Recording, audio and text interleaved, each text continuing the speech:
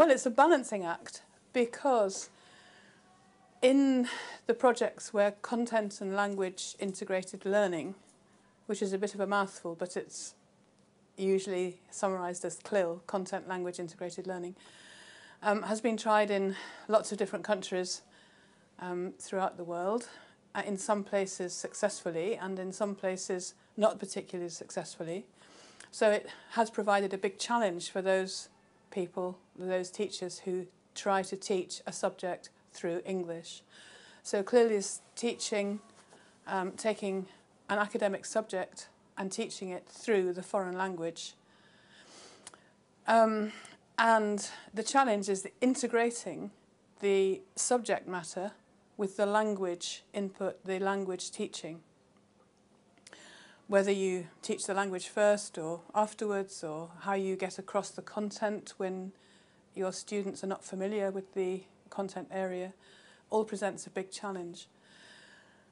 And I shall talk about some of the CLIL projects that have been successful and why they're successful and what the challenges are, and then suggest that task-based language teaching, using a task-based methodology, would actually help teachers deliver the content matter and integrate language and content matter learning in a more balanced way, so that learners get the benefit not only of learning something new through language, but also learning language through new content. It depends so much on how the project is set up in the schools or universities. But sometimes the content teacher, maybe he's a geography teacher, and if he's a Turkish geography teacher, then maybe his English, he may feel that his English is not adequate for teaching geography. Or he may be an English teacher who normally teaches language, who feels that maybe his knowledge of geography is not expert enough.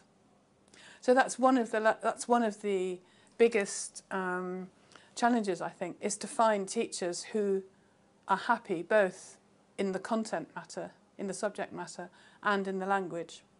Right.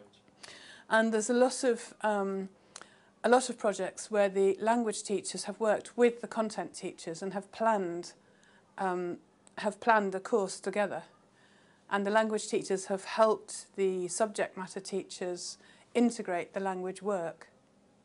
And that works well, because in task-based, the whole thing about task-based learning is that a task is focusing on meaning, so that it has to be about something. So that in textbooks very often you get tasks on my family, talk about your family, talk about the food you like, talk about in children's, talk about pets. So there's always has to be some kind of subject matter, and then you have to design a task around it. And sometimes it's quite difficult to find subjects that are suitable for students. But if you're teaching through content-based learning, then the content is there already.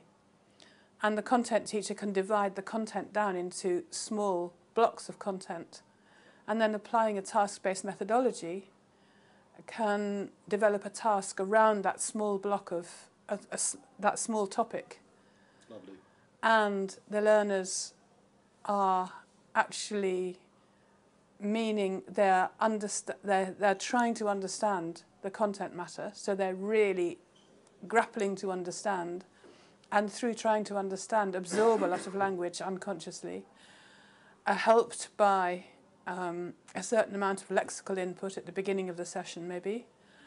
And they might read a text on the subject. The teacher will set up a task, maybe involving a map or involving pictures of whatever they're teaching, and setting the students a task to do, so that they're achieving not just a knowledge of whatever the teacher is setting out to teach, but also doing it through the foreign language. They're learning the language for it.